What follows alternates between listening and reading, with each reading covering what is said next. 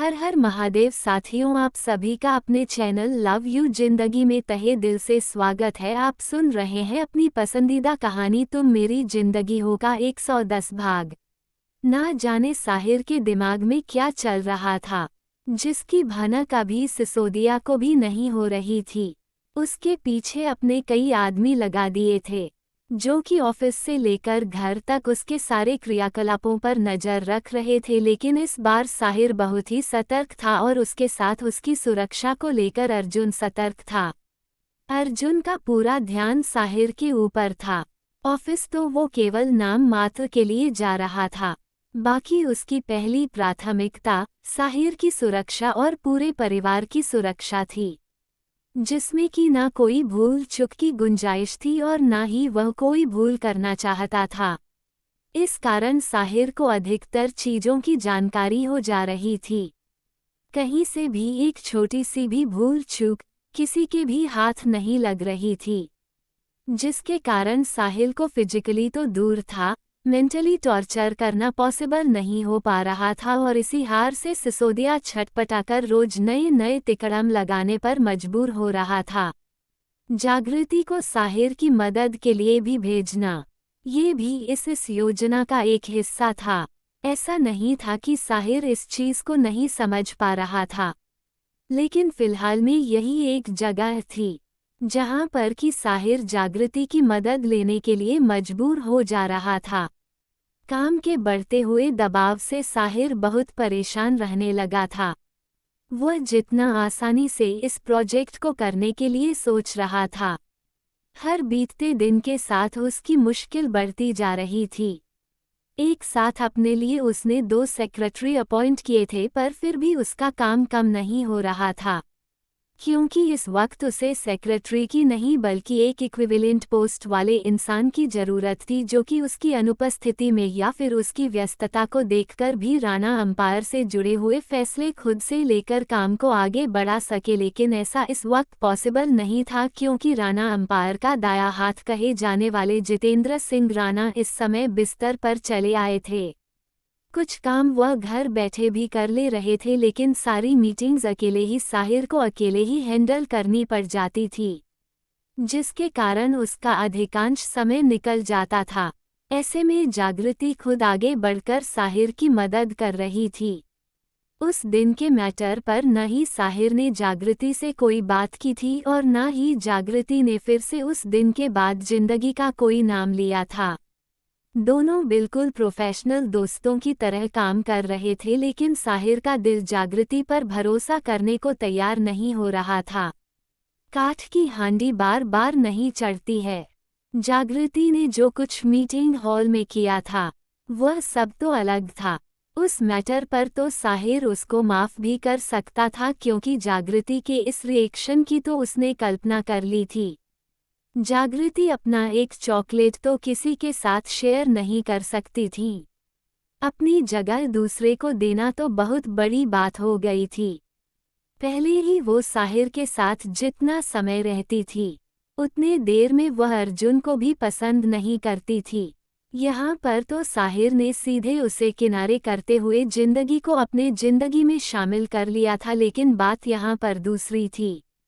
उसका family background देखकर भी साहिर का दिल उस पर भरोसा करने को तैयार नहीं हो रहा था। वह सारे मीटिंग की अपडेट, जो कि जागृति हैंडल करती थी, खुद से ले रहा था। जागृति इस चीज के लिए चिढ़ जा रही थी, लेकिन अपने स्वभाव के विपरीत जागृति इस चीज को साहिर को दिखा नहीं रही थी, और यही चीज साहिर को सबसे ज्यादा परेशान कर रही थी। यहाँ तक कि कई बार बात करने के दौरान में साहिर ने जानबूझकर जिंदगी का नाम लिया, लेकिन फिर भी जागृति ने कोई रिएक्शन नहीं दिया, जबकि वह अच्छी तरह से जान रहा था कि जागृति परेशान होकर अपनी जगह चेंज कर रही है। फिर भी जागृति का मैटर अगर छोड़ भी देता था तो भी साहिर के साथ लगातार इतनी प्रॉब्लम बढ़ती जा रही थी कि वह चाहकर भी अपने घर परिवार पर ध्यान नहीं दे पा रहा था। प्रतापगढ़ सिटी प्रोजेक्ट शुरू क्या हुआ था, साहिर की जिंदगी से तो फुर्सत नाम की चीज ही खत्म हो गई थी। बड़ी मासा को अगले ही दिन वृंदावन के लिए निकलना था, इसलिए साहिर शाम को जल्दी आ गया था, लेकिन उस समय बड़ी मासा मंदिर गई हुई थी। साहिर कुछ पल के लिए अपने कमरे में आया तो जिंदगी नहीं थी, और जब जिंदगी आई साहिर फ्रेश होने के लिए गया तब तक बड़ी मासा आ चुकी थी। तो फिर साहिर जाकर उनके पास बैठ गया और उनके साथ इधर उधर की बातें करने लगा। उस रात भी खाना खाने के बाद साहिर जब कमरे में आया तो अभी तक जिंदगी नहीं आई थी। वो अब बड़ी मासा के कमरे में उनका सामान पैक करने में मदद कर रही थी। पिछले 25 दिनों से इन दोनों को बिल्कुल 2 मिनट की भी फुर्सत नहीं मिल पा रही थी। जिंदगी को कमरे में ना पाकर साहिब ने कुछ देर तक तो उसका इंतजार किया, लेकिन जब जिंदगी नहीं आई तो साहिर को बिस्तर पर नींद भी नहीं आ रही थी। रोज कितना भी थका होने पर भी जिंदगी से बेवजह की इधर उधर की बात करना अब उसकी आदत में शामिल हो गया था, और पता नहीं बात करते करते कब वो सो जाता था, लेकिन आज नींद ही नहीं आ रही थी। मजबूरी में उसने अपना लैपटॉप खोल लिया। चलो कुछ काम ही हो जाएगा, और बेड पर बैठकर काम करते करते साहिर इतना डूब गया कि उसे जिंदगी के आने की खबर भी नहीं हुई थी। सर में दर्द हो रहा था और रोशनी आंखों को चुभ रही थी, इसलिए उसने कमरे की सारी बत्तियां बुझा दी थी। केवल लैपटॉप के स्क्रीन की रोशनी उसके चेहरे पर पड़ रही थी, और वह आराम से लैपटॉप को गोद में लिए बैकग्राउंड से पीठ लगाए हुए अपना काम कर रहा था। जिंदगी ने उसे जब बेड पर बैठकर काम करते हुए देखा तो उसका दिमाग गर्म हो गया।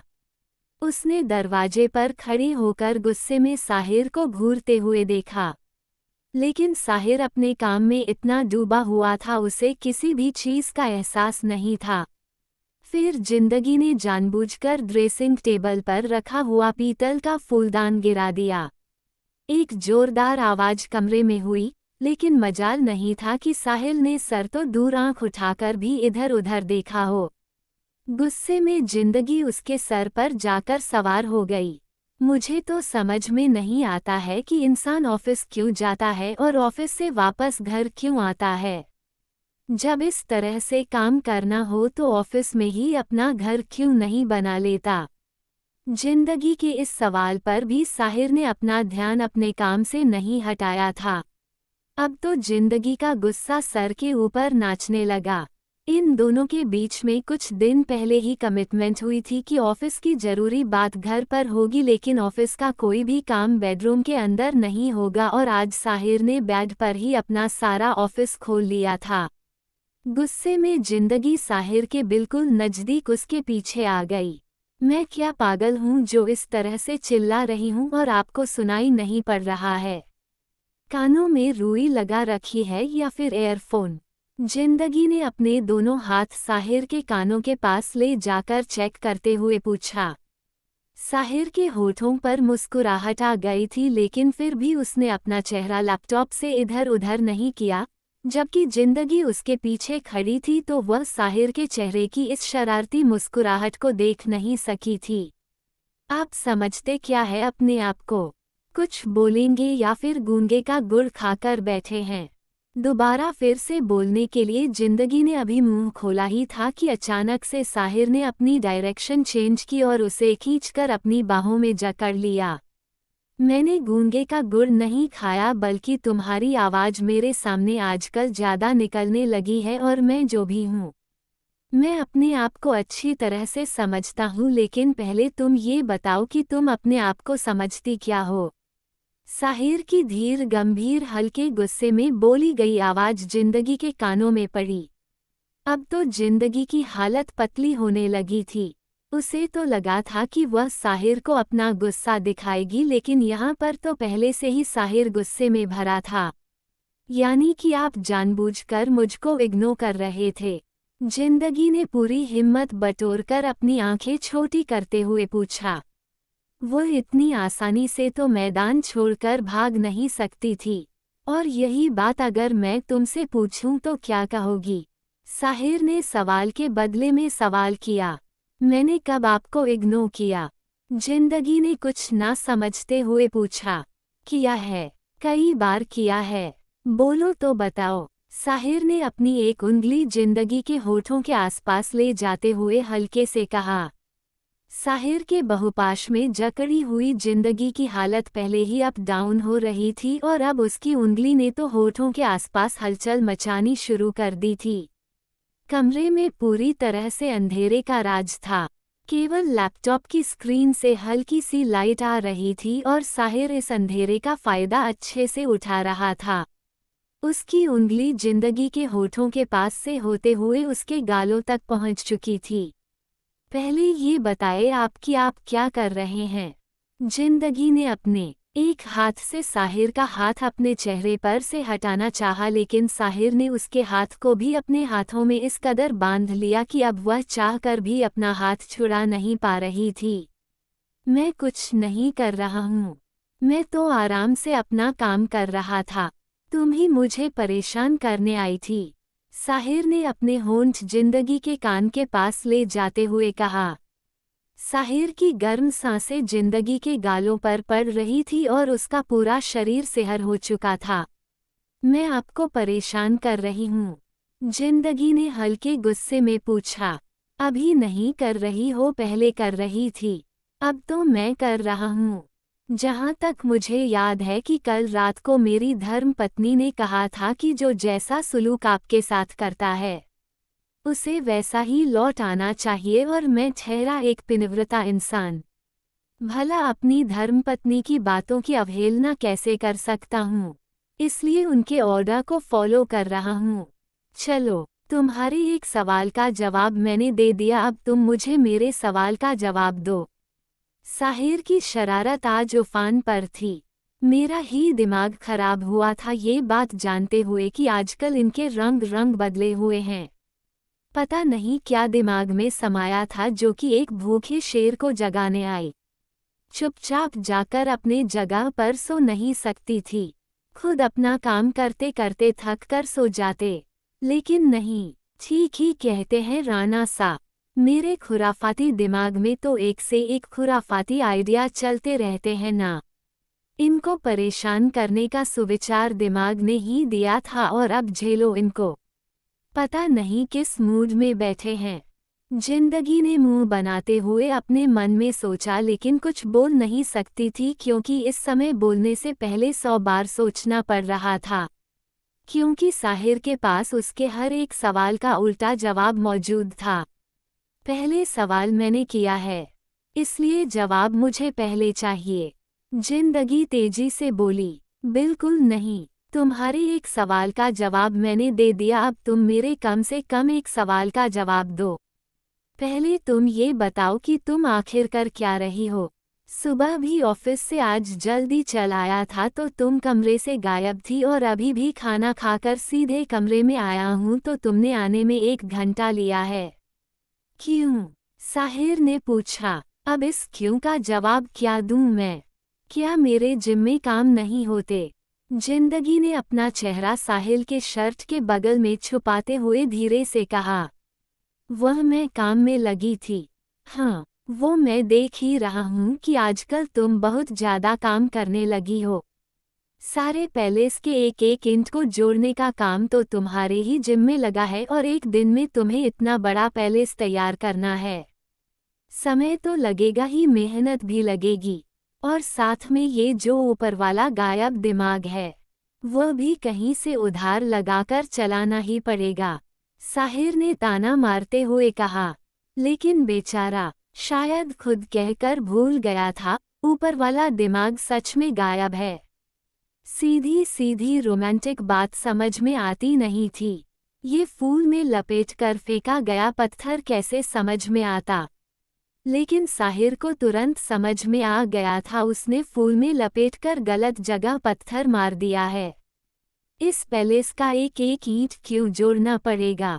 पैलेस तो ऑलरेडी तैयार खड़ा है। क्या आप इस पैलेस में और कमरे बनवाने या फिर कुछ और काम करवाने के बारे में सोच रहे हैं? जिंदगी ने कुछ ना समझते हुए पूछा। साहिर ने हल्के से अपने सर से जिंदगी के सर पर तकली मारी। बिल्कुल नहीं, पहले ही इस पैलेस के काम से मेरी बीवी को फुर्सत नहीं मिलती, और अगर बढ़ा दूंगा तब तो दर्शन भी दुर्लभ हो जाएंगे। पहले ही मेरी जिंदगी के पास कम झमेले नहीं है। ना बाबा ना मैं अपनी छोटी सी खूबसूरत जिंदगी के साथ इतना बड़ा रिस्क नहीं ले सकता। साहिर ने डबल मीनिंग बात कहते हुए अपना सर हिलाया।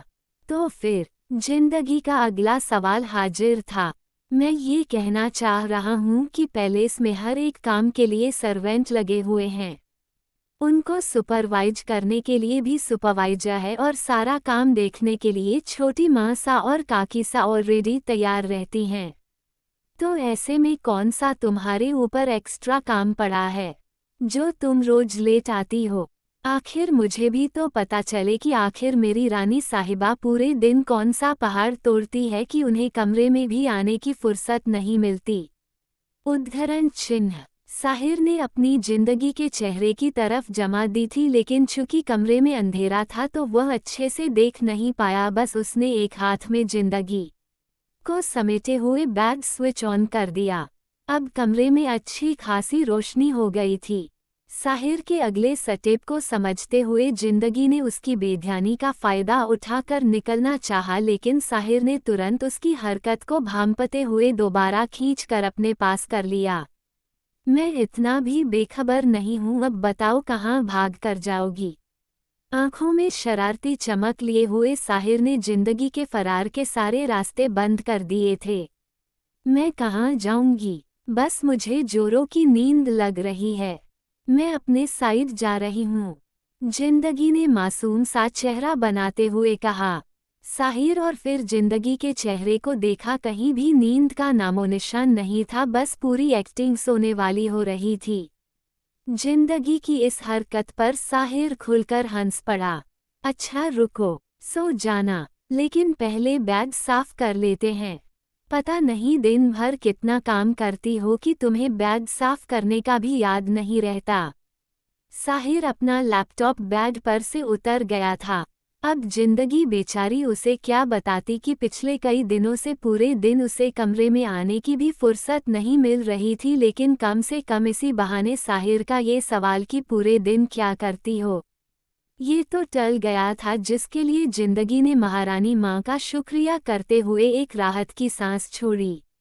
यह एपिसोड आपको कैसा लगा कमेंट करके ज़रूर बताएं। खुश रहिए, स्वस्थ रहिए, मस्त रहिए और यही यूट्यूब पर मिलते रहिए। वीडियो को लाइक और चैनल को सब्सक्राइब करना मत भूलिएगा। मिलते हैं अगले भाग के साथ। हर हर महादेव।